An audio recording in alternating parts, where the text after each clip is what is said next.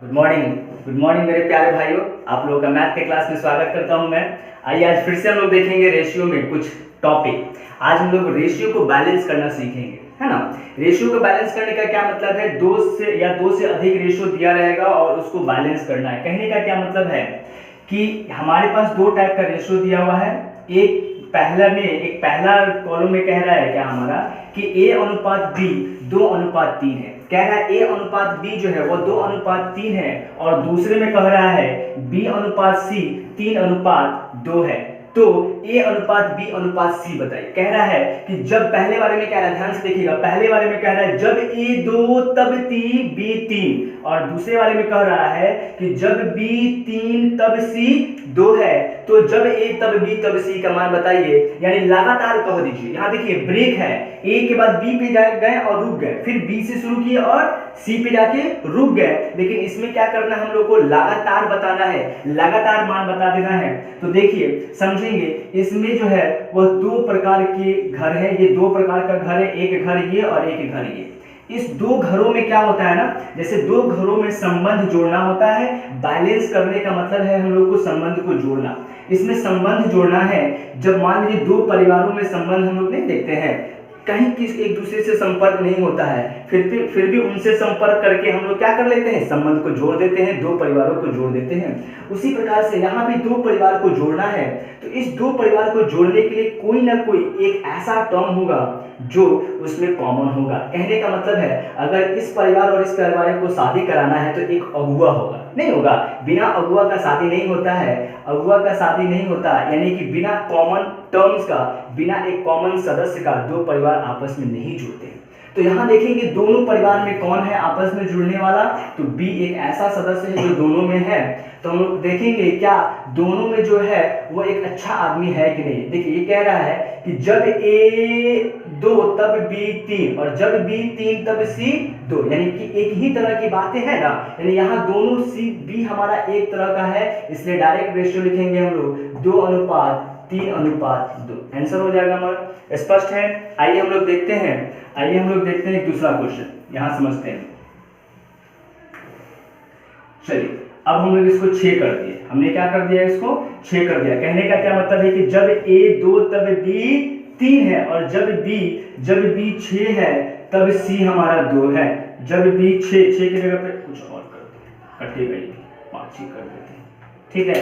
चलिए जब A 2 तब B 3 और जब B 5 तब C 2 है, तब बताइए जब A तब B तब C का मान क्या होगा। तो हमने कहा था कि पहले खोजेंगे कि इसमें कॉमन सदस्य कौन है, कौन ऐसा टर्म है जो दोनों जगह प्रेजेंट है। तो देखेंगे इसमें क्या है हमारा, तो B एक ऐसा सदस्य है जो दोनों जगह मौजूद है। तो उसको हम लोग बराबर करेंगे, कहेंगे कि अगुआ जी आप एक ही तरह की बात कीजिए, दो परिवार को जोड़ते हैं और झगड़ा लगाने वाली बातें नहीं कीजिए। मतलब क्या, आप यहाँ भी वही कहिए जो यहाँ कह रहे हैं। देखिए यहाँ ये कह रहा है कि दहेज 3 लाख लेंगे और यहाँ कह रहा है 5 लाख। कहेंगे नहीं ऐसे नहीं चलेगा, एक तरह की बात करो। लग रहा है कि तुम कुछ गड़बड़ बोल रहे हो, इस परिवार में तुम 3 लाख कह रहे हो और इस परिवार में तुम 5 लाख कह रहे हो। आदमी एक ही, तो दहेज भी तो एक ही प्रकार का होना चाहिए, डिमांड भी तो एक ही प्रकार का होना चाहिए। तो हम कहेंगे तुम दोनों एक तरह का बन जाओ। मतलब 5 और 3 को एक तरह का बनाने का मतलब है एलसीएम लेना। एकदम याद रखिएगा,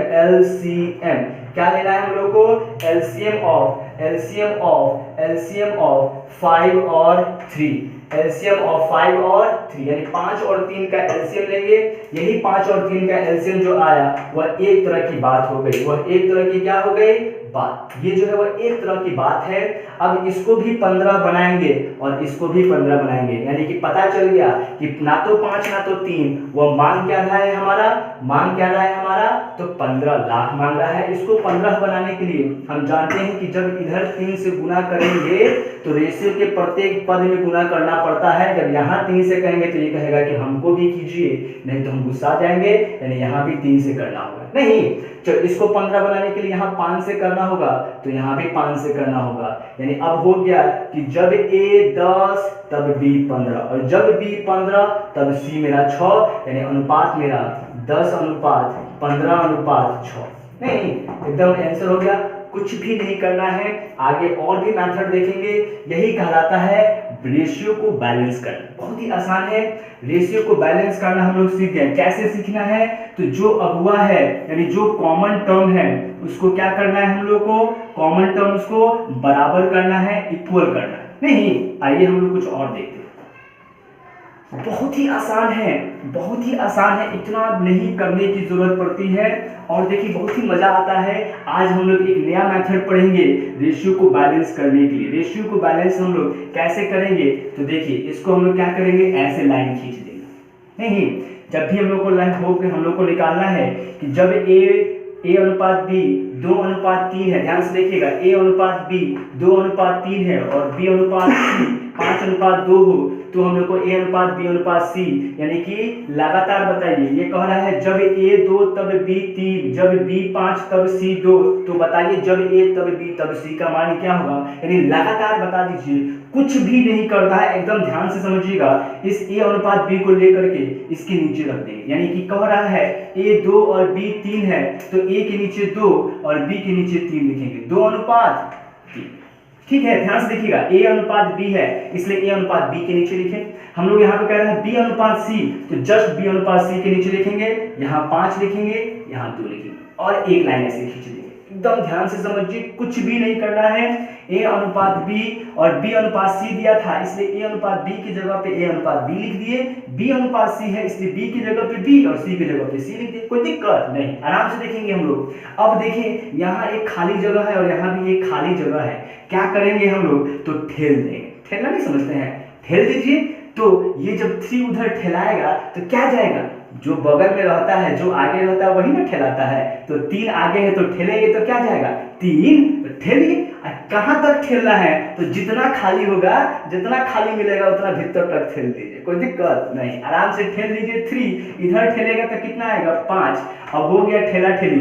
अब इसी को क्या करना है, खड़े खड़े ले लेना है, खड़े खड़े क्या करना है, लेना है। देखिए 5 गुना, बस गुना करके लेना है। कैसे लेना है, तो गुना कर देना आपस में, 5 दूनी के 10। आपको गुना करने का मन है तो कीजिए, अदरवाइज देख सकते हैं कि कुछ कॉमन तो नहीं हो रहा ना, काटते हैं।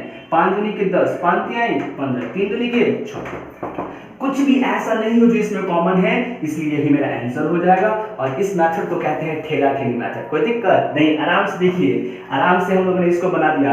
कितना भी दिया जाए, बैलेंस कितना भी दिया जाए, है ना, इस ठेला ठेली मेथड से बन जाता है। जैसे हम इसी में कह देते, इसी में कह देते कि C अनुपात D हमारा 2:3 है, तो A अनुपात B अनुपात C अनुपात D का मान बताइए, तो D का मान बताइए। कैसे बताएंगे, तो देखिए बैलेंस यहाँ तो दो को इंटरमीडिएट होगा, दो को अगुआ होगा, नहीं इसको बैलेंस वो भी सीखेंगे हम लोग, लेकिन फिलहाल हम लोग पहले इस वाले मेथड से देख लेते हैं। इस वाले मेथड में क्या कह रहा है हमारा कि A2 तो B3, A2 तो B3। अब यहाँ कह रहा है B5 तो C2, तो 5:2। फिर हमारा कह रहा है C अनुपात D 2:3, तो देखिए C के नीचे 2 और D के अनुपात नीचे, यानी C के नीचे 2 और D के नीचे 3 लिखेंगे, अनुपात डालेंगे, ऐसे खींच देंगे। नहीं, अब देखिए इसमें जगह है, ठेलेगा ठेल दीजिए, तो यहाँ पे जगह मिला, घुस गया 3। फिर आगे भी जगह है तो वहां पे क्या घुसेगा 3। ये इधर ठेलेगा 2, ये इधर ठेलेगा 5, ये इधर ठेले 2 और 2 भर देंगे और खड़े खड़े गुना कर दीजिए, कटने वाला होगा काट दीजिए, अदरवाइज वही आंसर हो जाएगा। तो देखिए इसमें से हमारा कट रहा है क्या, 2 यहाँ 2 यहाँ 2 यहाँ 2 यहाँ, यानी 2 2 2 2 कट गया। ऐसे भी काट सकते हैं, सब में है ना इसलिए कट गया हमारा, क्योंकि सब गुना में ही होगा। इसको लिखेंगे 2 गुने 5 गुना 2, 3 गुने 5 गुना 2, तो 2 2 सब में हो रहा है ना, 2 इसमें भी 3 यहाँ नहीं है। अब कुछ ऐसा नहीं है जो कॉमन होने वाला है, इसलिए अब ये गुना हो जाएगा। 5 दूनी के 10 अनुपात 15 अनुपात 6 अनुपात 9। समझ गए, इस तरह से आसानी से हम लोग बना सकते हैं, ठेल के बना सकते हैं मेरे प्यारे भाई, कोई दिक्कत नहीं होगा। तो इस तरह से हम लोग ठेला ठेली मेथड से बना सकते हैं, ठेला ठेली मेथड। कुछ नहीं है, एकदम ठेला ठेली मेथड से बनाइए, सब बनेगा। आइए आगे देखते हैं, कुछ और देखते हैं, कुछ और करते हैं। क्या कुछ और कर सकते हैं, हमने अभी 2 मेथड देखा, एक ठेला ठेली, एक बैलेंस करके हम लोगों ने देखा। अब एक मिश्र अनुपात करके देखेंगे कि मिश्र अनुपात करके कैसे निकालें। आपसे कभी पूछ सकता है कि इसका मिश्र अनुपात बताइए, तो क्या करना है, इस सबको गुना कर दीजिए, इस सबको गुना कर दीजिए, वही मिश्र अनुपात कहलाता है नहीं। चलिए तो हम कह देंगे कि मिश्र अनुपात हो जाएगा 2 अनुपात 5 अनुपात 2, सॉरी 2 गुना 5 गुना 2 अनुपात 3 गुना 2 गुना 3। कुछ कट रहा है, काट देंगे, कह देंगे 10 अनुपात 9 मेरा मिश्र अनुपात है इन सब का। आइए कुछ और सीखते हैं हम लोग, यहाँ लिख देते हैं।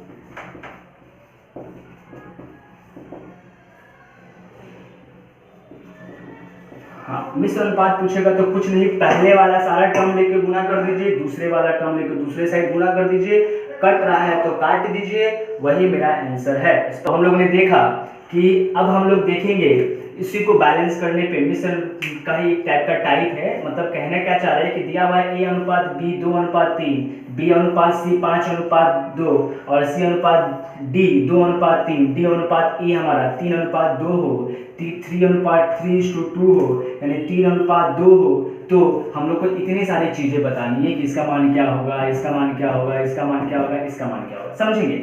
हम लोग के पास यहाँ पे कितनी फैमिली है, तो 4 घर है, कहेंगे 4 घर है, एक घर, 2 घर, तीसरा घर, ये चौथा घर, 4 घर है, ठीक है ना। हम कहेंगे पहले घर में ए की शुरुआत हो रही है और बी का अंत हो रहा है। पहला घर क्या है, ए का पहला, ए से शुरुआत, बी में अंत। इसमें कहेंगे तो ये कहेंगे बी शुरू का है, सी अंत का है। बहुत ध्यान से समझिएगा, नहीं तो फिर कंफ्यूजन हो जाएगा। हम कहेंगे इस वाले घर में सी शुरू का है और डी अंत का है। इस वाले घर में क्या है हमारा, डी शुरू का है और ई मेरा अंत का है। देखिए पूछ रहा है पहले ए शुरू में और ई अंत में, ए शुरू में और ई अंत में। जिसको भी पूछेगा हम उस शुरू और अंत को पूरा बॉक्स लेंगे। देखिए पहले वाले में कह रहा है ए शुरू में ई अंत में, चलिए उसको छोड़ दीजिए, हम लोग इधर से आते हैं। ये कह रहा है ए अनुपात डी, ये कह रहा है बी अनुपात सी अनुपात ई, ये बी अनुपात डी है। सी अनुपात ई का पे हम लोग थोड़ा सा गौर करते हैं, फिर हम लोग पूरे पे डिस्कस करेंगे इस वाले को। इसका मतलब शुरू सी से और अंतिम ई से। देखिए सी यहाँ पे अंतिम है, ये शुरू वाला नहीं है, इस वाले को नहीं लेंगे। इस वाले क्वेश्चन को बनाने के लिए C/E को बनाने के लिए शुरू में C होना चाहिए, अंतिम में E होना चाहिए। देखिए यहाँ शुरू में C नहीं है, शुरू में C यहाँ पे है, अंतिम में E यहाँ पे है, यानी ये दो बॉक्स का यूज करके ना मेरा ये वाले क्वेश्चन का सॉल्यूशन हो जाएगा। अब कैसे होगा इसको समझते हैं। जब इस तरह से मिल जाए कि शुरू में C हो, अंतिम में E हो। देखिए शुरू में C, ये अंतिम का C है, इसको नहीं लेंगे, बाद में कंफ्यूज नहीं हो जाएगा। ये अंतिम का है, ये शुरू है, शुरू और ये अंतिम है ना। तो ये शुरू वाला पद है, ये अंतिम वाला पद है। तो यहाँ कर रहा है C शुरू में है, E अंतिम में है। तो देखिए C कहाँ शुरू है, ये C शुरू में नहीं है, ये अंतिम में है। शुरू में यहाँ पे, E यहाँ पे अंतिम है। इसलिए इस दो बॉक्स को बंद करेंगे और ऐसे बंद करने के बाद खड़े खड़े गुना कर दीजिएगा। यही मेरा A और शुरू वाला लास्ट वाला निकलता है। यानी जब हम लोग शुरू से अंतिम तक C से D चले, फिर D से E चले, ऐसे कंटिन्यू हो, और जब इसमें खड़े खड़े गुना कीजिएगा ना तो हम लोग का शुरू और लास्ट वाले का रेशियो निकल जाएगा। इसका मतलब है 2 गुना 3 अनुपात 3 गुना 2।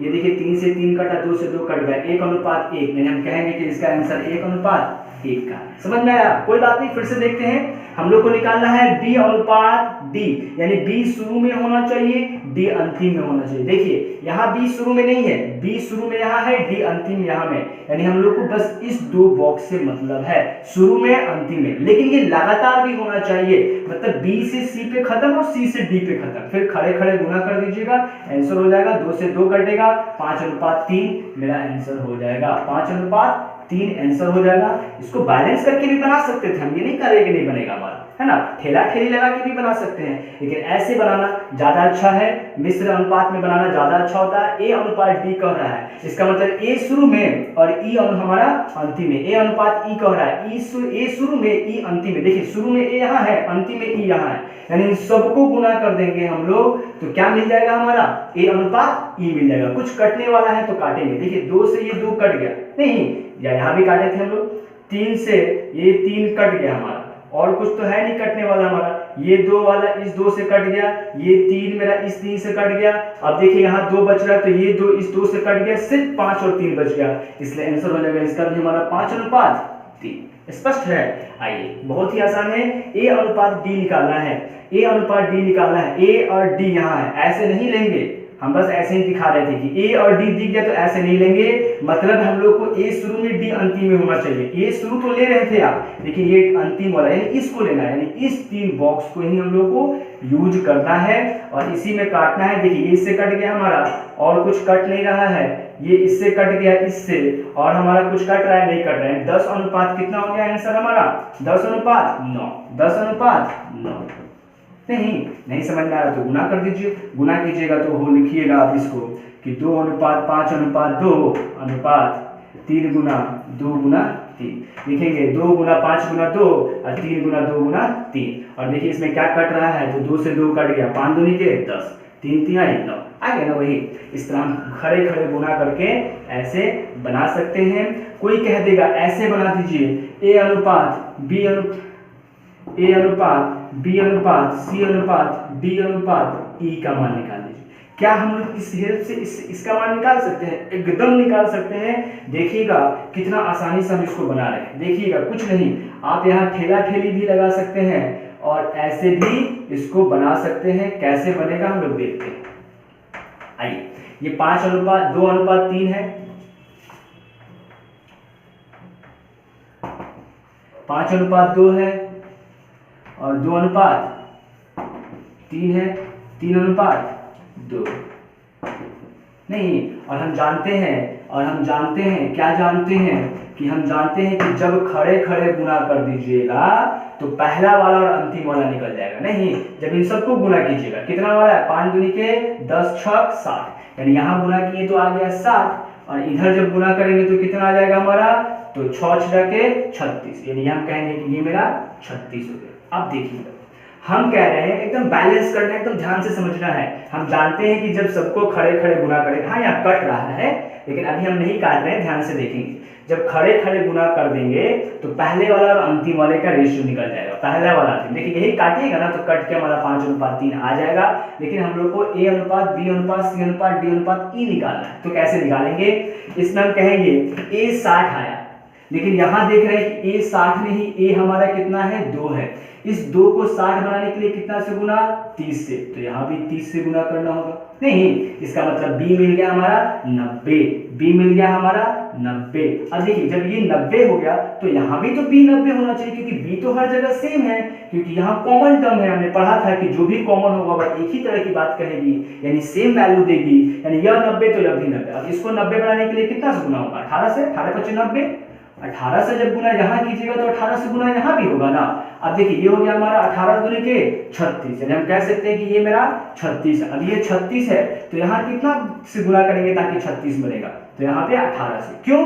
क्योंकि ये C तो ये भी तो C ही है, इसलिए ये भी 36 होगा। जब यहाँ 18 से गुना की तो यहाँ भी 18 से, 18 तिया के 54, यानी हम कहेंगे कि ये मेरा 54 है। अगर यह 54 है तो ये कितना होगा, यानी कि इसको भी 54 बनाने के लिए 18 से गुना करना होगा। यहाँ 18 से तो यहाँ भी 18 से, तो ये कितना हो जाएगा मेरा 36। देखिए पहले से निकला हुआ है 36, इसलिए मेरा ये सारे रेशियो बैलेंस है। अब देखेंगे कि क्या इसमें कुछ ऐसा टर्म है जो सबको काट रहा है, तो हाँ एकदम काट रहा है। 2 से ये भी कट रहा है, ये भी कट रहा है, ये भी कट रहा है, ये भी कट रहा है। 3 से ये भी कट रहा है, ये भी कट रहा है, ये भी कट रहा है, ये भी कट रहा है। 6 से सब कट रहा है, काट लेते हैं 6 से। 6 दहा के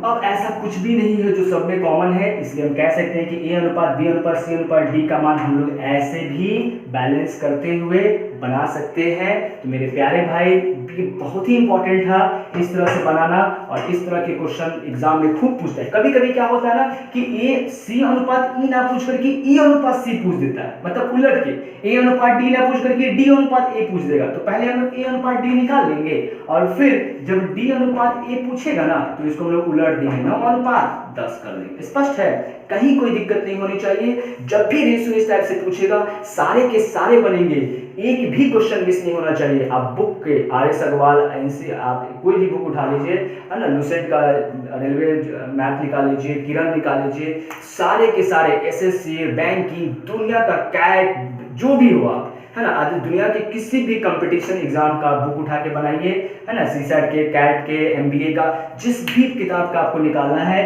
उठा करके बनाइए। रेशियो से संबंधित कोई क्वेश्चन है एकदम बनेगा, और भी डीपेस्ट नॉलेज दिया जाएगा। रेशियो में और भी बहुत सारी चीजें पढ़नी है हम लोग को। अंतर समान करने पे आधारित पढ़ना है, योगफल समान करने पे आधारित पढ़ना है, एक पद समान करने पे आधारित पढ़ना है, यानी बहुत सारी चीजें हम आपको पढ़ाएंगे धीरे धीरे, और आपको हर चीज क्लियर होगी, कुछ भी नहीं मिस होगा।